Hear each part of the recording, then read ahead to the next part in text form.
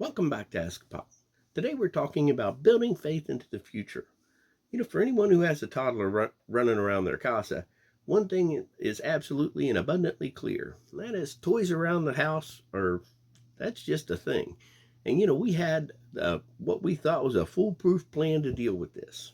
Put the toys into little boxes. That worked for about 2 weeks before a little bit figured out he could be Godzilla and our living room could be downtown Tokyo. And he would take and turn him upside down just like Godzilla was walking through downtown Tokyo. And I thought, wait a minute, he hadn't even seen that movie yet. And I thought, wait, no, we need to do something better.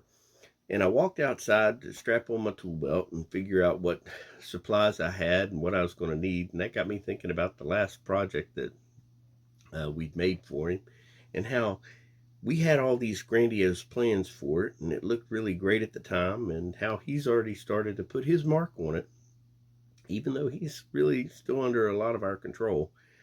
But and then I started thinking about how this is going to look, and then how by the time that he's a teenager, I have no idea what this box is going to look like. And you know what? That's perfectly fine and dandy because, with our love, with his parents' guidance, and with God's grace, he's going to be the strong, independent boy, then young man, then man, that's going to make the great decisions to turn this thing into whatever he wants it to be.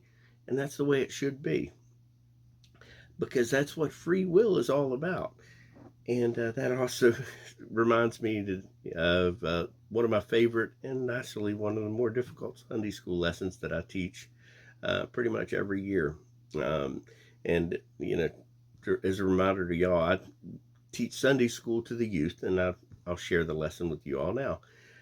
When I'm talking to the youth about the free will, I always ask them, I say, whenever you clean up your room for your parents, does it make them happy? And of course, they all say yes.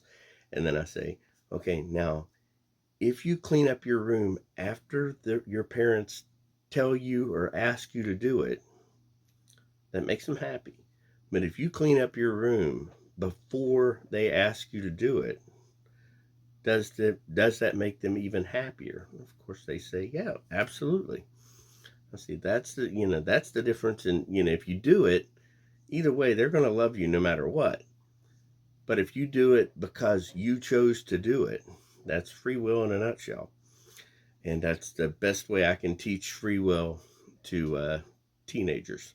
Anyway, just a thought, just thoughts to share.